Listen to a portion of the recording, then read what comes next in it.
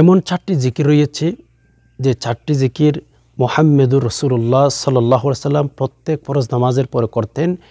And আপনি আমি যদি করতে পারি, কোনো ইমানদার নারী পুরুষ যদি ফরজ নামাজের পরে সেই 4টি জিকির করতে পারে, আল্লাহ তাআলা তাদেরকে প্রতিদান হিসাবে দুনিয়াবি জিন্দেগির মধ্যে শান্তি দান করবেন, আফটার জিন্দেগির মধ্যে খবর আযাব ক্ষমা করে দিবেন, দেন হচ্ছে হাশরের ময়দানে উঠবে, সরাসরি জান্নাতের ভেতর ঢুকে যেতে পারবে।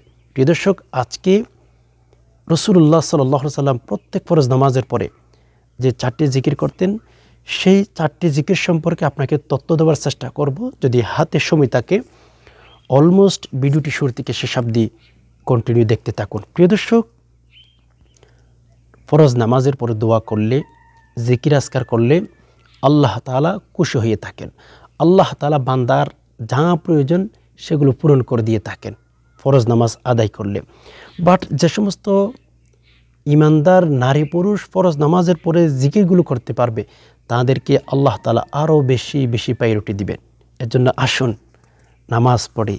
এন্ড ফরজ নামাজের পরে বিশ্বনবী মুহাম্মদুর রাসূলুল্লাহ সাল্লাল্লাহু আলাইহি সাল্লাম কোন কোন আমল করতেন, সেগুলো আমরা আজ থেকেই, এখন থেকেই আমল করা শুরু করে ফেলি। আল্লাহু আকবার। মেরে দোস্ত, কি বলবো, রাসূলুল্লাহ সাল্লাল্লাহু আলাইহি সাল্লাম আমাদেরকে সব কিছু শিখিয়ে দিয়েছেন। ও উম্মত, ও ইমানদার নারী পুরুষ, তোমরা শোনো, তোমরা আমাকে অনুসরণ করো। আমি যে যে কাজগুলো পছন্দ করি সেই কাজগুলো করো। বলে কেন? রসুলকে যদি জিজ্ঞেস করেন, ইয়া রাসূলুল্লাহ, আপনি যে কাজগুলো করতেন সেই কাজ আমাদের কেন করতে হবে? রসুল আমার মনে হয় যে কথাটা আপনাকে বলবেন, আমাকে বলবেন, সেটা হচ্ছে, ও উম্মত, আমি যেন তোমাদের জন্য সুপারিশ করতে পারি। এই জন্য রাসূলুল্লাহ সাল্লাল্লাহু আলাইহি সাল্লাম যেই কাজগুলো করতেন আমরা সেই কাজগুলো করব। যে আমলগুলো পছন্দ করতেন, যে আমলগুলো স্বয়ং নিজে করতেন, সেই আমলগুলো আমরা বেশি থেকে বেশি করার চেষ্টা করব। কেননা আমাদের পাশে যেন বিশ্বনবী মুহাম্মদুর রাসূলুল্লাহ সাল্লাল্লাহু আলাইহি সাল্লাম থাকেন। কিয়ামতের ময়দানে যেই দিন মা বাবা ছেলে মেয়েদেরকে পরিচয় দিবে না, ছেলে মেয়ে মা বাবাদেরকে পরিচয় দিবে না, স্ত্রী স্বামীকে পরিচয় দিবে না, স্বামী স্ত্রীকে পরিচয় দিবে না, বন্ধু বন্ধুকে পরিচয় দিবে না, এমনকি পৃথিবীর কোনো নবী রাসূল পর্যন্ত উম্মতের জন্য সুপারিশ করবে না। এমনকি মূসা আলাইহিস সালাতু ওয়াস সালাম পর্যন্ত চিৎকার দিবে, লা নাসআলুকা উম্মি, লা নাসআলুকা উখতি। মূসা আলাইহিস সালাতু ওয়াস সালামের মতো জলিলুল কদর পয়গম্বর সেই দিন কিয়ামতের ময়দানে চিৎকার দিতে থাকবেন, আল্লাহ, আমি আমার মাকে চাই না, আমি আমার বোনকে চাই না, আমি আমাকে বাঁচাইতে চাই। ওই দিন যেন বিশ্বনবী মুহাম্মদুর রাসূলুল্লাহ সাল্লাল্লাহু আলাইহি ওয়াসাল্লাম আপনার পাশেই থাকেন।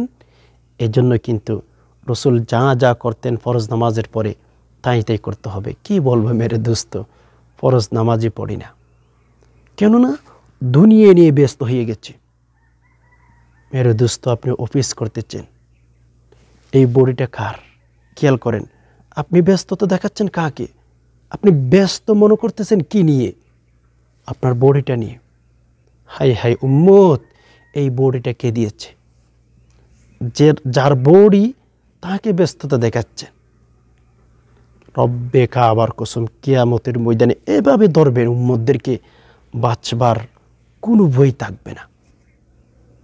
আল্লাহ তাআলা এক ফোঁটা পানি থেকে আমাদেরকে অস্তিত্ব দিয়েছেন, এক ফোঁটা পানি থেকে আমাদেরকে অস্তিত্ব দিয়েছে রব্বুল আলামিন। এখন যখন আমরা যৌবন পেয়ে গেলাম, যখন আমরা চাকরি করি, যখন আমরা অফিসের মালিক হয়ে গেলাম, এখন আমরা ব্যস্ততা দেখাই হচ্ছে আল্লাহ পাক রব্বুল আলামিনকে। মেরে দোস্ত, কসম খোদা, আজরাইল আলাইহিস সালাতু ওয়াস সালাম যেই দিন আপনাকে ধরার জন্য আসবে, নিয়ে যাওয়ার জন্য আসবে, সেই দিন আজরাইল আলাইহিস সালাতু ওয়াস সালাম যে সমস্ত নাফরমান ব্যক্তি নামাজ পড়ে না এদেরকে বলবে, আইনাল ইশতিগাল, হে নাফরমান, তোর কাজের কারণ নামাজ পড়তে পারলি না, সারাটাই জীবন অফিস পাত্তির টাকা পয়সা করে জীবন শেষ করে দিলি, আজকে কিন্তু তোর সকল প্রকার ব্যস্ততা এখন এই মুহূর্তে আমি তোকে শেষ করে দেব। সেই দিন আজরাইল আলাইহিস সালাতু ওয়াস সালামকে কি বলবেন আপনি? হে ফেরেশতা, একটু দাঁড়ান, আমার নামাজ পড়ার প্রয়োজন ছিল, নামাজ পড়তে পারি নাই, একটু সময় দাও, আমি নামাজ পড়ে আসি। সেদিন আজরাইল আলাইহিস সালাতু ওয়াস সালামকে বলা যাবে না, হে আজরাইল, একটু আমাকে সময় দাও, আমার ব্যাংক ব্যালেন্স টাকা পয়সা অনেক অনেক বেশি, একটু হিসাব করে আসব। কসম খোদা কাউকে দেওয়া হয় নাই, আপনাকে কিন্তু দেওয়া হবে না। সো আসুন কেয়ারফুল, সতর্কর সাথে জীবন কাটান। বিশ্বনবী মুহাম্মদ রাসূলুল্লাহ সাল্লাল্লাহু আলাইহি সাল্লাম যে কাজগুলো করতেন সেই কাজগুলো আমরা অবশ্যই করার চেষ্টা করব। প্রিয় দর্শক, মুহাম্মদ রাসূলুল্লাহ সাল্লাল্লাহু আলাইহি সাল্লাম ফরজ নামাজ আদায় করার পরে যে আমলগুলো করতেন সেখান থেকে আমরা 4টি আমল জেনে নেব, 4টা জিকির। 1 নম্বরে রাসূলুল্লাহ সাল্লাল্লাহু আলাইহি সাল্লাম প্রত্যেক ফরজ নামাজের পরে সূরাতুল বাকারার 255 নং আয়াত, আয়াতুল কুরসি, এই আয়াতটি রাসূলুল্লাহ সাল্লাল্লাহু আলাইহি সাল্লাম প্রত্যেক ফরজ নামাজের পরে তেলাওয়াত করতেন। দেন আমরা যদি সেই আয়াতটি, একটা আয়াত মাত্র, সূরাতুল বাকারার 255 নং আয়াত, এই আয়াতটি যদি আমরা প্রত্যেক ফরজ নামাজের পরে তেলাওয়াত করতে পারি, রাসূলুল্লাহ সাল্লাল্লাহু আলাইহি সাল্লাম বলেন, ও উম্মত তোমরা শোনো, প্রত্যেক ফরজ নামাজের পরে যদি তোমরা আয়াতুল কুরসি তেলাওয়াত করতে পারো, মৃত্যুবরণ করবা তো জান্নাতে ঢুকে যাবা। রাসূল এভাবে আমাদেরকে বুঝিয়েছেন, ও উম্মত তোমরা আয়াতুল কুরসি তেলাওয়াত করো প্রত্যেক ফরজ নামাজের পরে, তোমরা জান্নাতে যেতে পারতেছ না, শুধুমাত্র মৃত্যু পর্দা হয়ে আছে। অর্থাৎ মৃত্যুবরণ করলে তো জান্নাতে তোমরা ঢুকতে পারবে। মৃত্যু ছাড়া জীবিত মানুষ জান্নাতে যেতে পারে না। জীবিত মানুষ জান্নাতে যাবে কেন? সেই তরিকা, সেই পদ্ধতি আল্লাহ তাআলা রাখেন নাই। সো আমরা প্রত্যেক ফরজ নামাজের পরে আয়াতুল কুরসি তেলাওয়াত করব। এই আয়াতুল কুরসির অনেক অনেক ফজিলত আছে। যে সমস্ত ভাই বোন বাড়ি করে নিয়ে টেনশন আছেন, ঢাকাত আসতেছে কিনা, মানুষ চুরি করে কিছু নিয়ে যাবে কিনা, কসম খোদা যখন প্রত্যেক দিন এশার নামাজের পরে যখন ঘুমাইতে যাবেন, আয়াতুল কুরসি পাঠ করে ঘুমিয়ে যান। আল্লাহ তাআলা আপনার ঘরকে ফেরেশতা পাঠিয়ে পাহারা দিবেন। চিন্তা করতে পারেন, আল্লাহ তাআলা ফেরেশতা পাঠাবেন আসমান থেকে, আপনার বাড়ি ঘর সব কিছু পাহারা দিবে ফেরেশতাগণ। একটু চিন্তা করুন তো, বাড়িঘর যদি ফেরেশতারা পাহারা দিয়ে থাকে, সেই বাড়িঘরকে পৃথিবীর কোনো মানুষের শক্তি আছে যে ক্ষতি করতে পারবে, কোনো জিনিস চুরি করে নিয়ে যাবে? আস্তাগফিরুল্লাহ। এই জন্য মেরে দোস্ত আমি বলবো আয়াতুল কুরসি তেলাওয়াত করবেন প্রত্যেক ফরজ নামাজের পরে। অনেকে রয়েছে আমরা আয়াতুল কুরসি তেলাওয়াত করতে পারি না। সো আমি একবার তেলাওয়াত করে দিতেছি, আপনারা আমার সাথে সাথে একটু দেখেন, মিলিয়ে দেখেন আপনারা কীভাবে তেলাওয়াত করেন। আয়াতুল কুরসি হচ্ছে বিসমিল্লাহির রহমানির রহিম, আল্লাহু লা ইলাহা ইল্লা হুয়াল হাইয়ুল কাইয়্যুম, লা তাখুযুহু সিনাতুন ওয়ালা নাওম, লাহু মা ফিস সামাওয়াতি ওয়া মা ফিল আরদ, মান যাল্লাযী ইয়াশফা'ু ইনদাহু ইল্লা বিইذনি, ইয়া'লামু মা বাইনা আইদিহিম ওয়া মা খালফাহুম, ولا يحيطون بشيء من علمه إلا بما شاء، وسع كرسيه السماوات والأرض ولا يؤوده حفظهما وهو العلي العظيم। এ হচ্ছে আয়াতুল কুরসি। এভাবে শিখে নেবেন, প্রত্যেক ফরজ নামাজের পরে আয়াতুল কুরসি তেলাওয়াত করবেন ইনশাআল্লাহ। রাসূলুল্লাহ সাল্লাল্লাহু আলাইহি সাল্লাম বলেন, মৃত্যুবরণ করার সাথে সাথে জান্নাতের ভেতর ঢুকে যেতে পারবেন। নাম্বার 2, দ্বিতীয় নম্বরে বিশ্বনবী মুহাম্মদ রাসূলুল্লাহ সাল্লাল্লাহু আলাইহি ওয়াসাল্লাম ইস্তিগফার পাঠ করতেন। আস্তাগফিরুল্লাহ, আস্তাগফিরুল্লাহ, আস্তাগফিরুল্লাহ, ছোট্ট ইস্তিগফার। হ্যাঁ, আপনি যদি এটি পারেন এটি পাঠ করতে পারেন। আর যদি পারেন আস্তাগফিরুল্লাহাল্লাযী লা ইলাহা ইল্লা হুয়াল হাইয়ুল কাইয়্যুম ওয়া আতুবু ইলাইহি, ইস্তিগফার পাঠ করেন।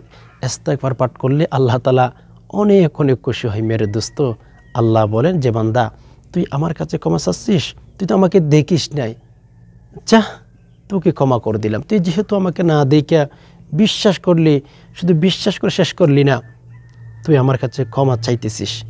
আমি আল্লাহ রহমুর রহিমিন, আমি গফুরুর রহিম। বান্দা তোমরা গুনাহ করবা আর ক্ষমা চাইবা, আমার মতো একজন রব থাকতে তোমাদেরকে ক্ষমা না করে কিভাবে পারি? ও মানুষ, যা তোকে ক্ষমা করে দিলাম। কসম খোদা, আল্লাহ তাআলার কাছে যদি কোনো বান্দা ইস্তিগফার পাঠ করে, তখন আল্লাহ তাআলা ওই বান্দাকে না দিতে পারেন না।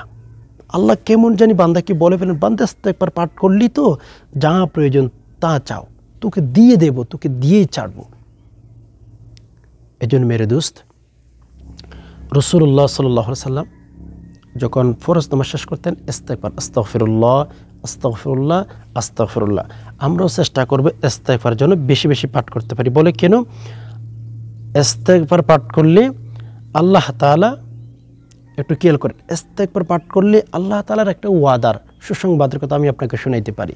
ইউরসিলিস সামা আলাইকুম মিদরারা।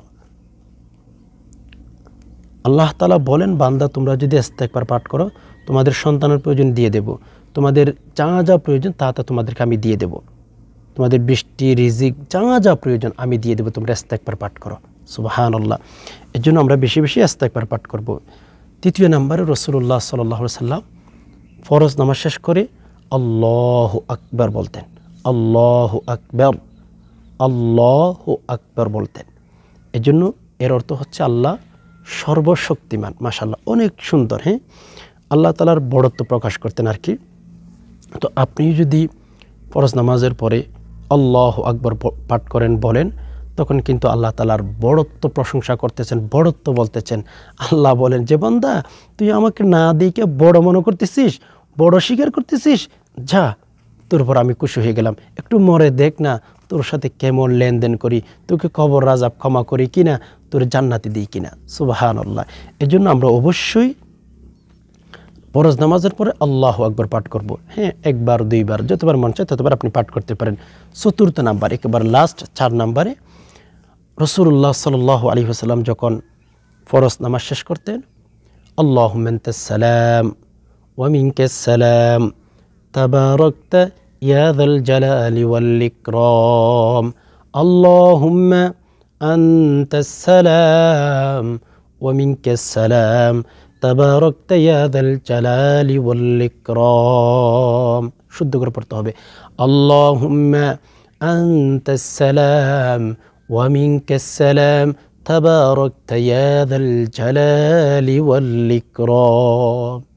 এই দুটি পাঠ করতেন রাসূলুল্লাহ সাল্লাল্লাহু আলাইহি ওয়াসাল্লাম। এই যে 4টি আমল আমরা জেনে নিলাম, ইনশাআল্লাহ প্রত্যেক ফরজ নামাজের পরে নারী পুরুষ যারা ভিডিওটি দেখেছেন, আজকে থেকে এখন থেকে শুরু করেন, কিয়ামতের ময়দানে যেন অন্তত রব্বুল আলামিনকে বলতে পারেন যে আল্লাহ ফরজ নামাজের পরে আপনার বন্ধু যে আমল করতেন ওই আমলই তো করেছি, মালিক ক্ষমা করে দেন, জান্নাতে ঢুকিয়ে দেন। সুবহানাল্লাহ। এই জন্য অবশ্যই আমলগুলো করবেন প্রত্যেক ফরজ নামাজের পরে, ইনশাআল্লাহ ঠকবেন না, প্রথম চান্সে জান্নাতের ভেতর ঢুকে যেতে পারবেন। আশা করি বিষয়টি বুঝতে পেরেছেন। আল্লাহ তাআলা সকল মুসলিম উম্মাহকে প্রত্যেক ফরজ নামাজের পরে 4টি আমল বেশি বেশি করার তৌফিক দান করুক, আমিন। প্রিয় দর্শক, ভিডিওটি যদি দেখে ভালো লেগে থাকে অবশ্যই একটি লাইক দিবেন আর শেয়ার করে অন্যান্য ভাইদেরকে দেখার সুযোগ করে দিবেন। এই ছিল এলোমেলো বিক্ষিপ্ত কিছু আলোচনা।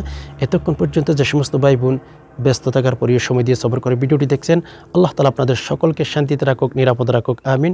হাদা মা ইনদি ওয়াল ইলমু ইনদাল্লাহ আলাইহি তাওয়াক্কালতু ওয়া ইলাইহি উনীব। আসসালামু আলাইকুম ওয়া রাহমাতুল্লাহি তাআলা ওয়া বারাকাতুহু ওয়া মাগফিরাতুহু ওয়া জান্নাতুহু।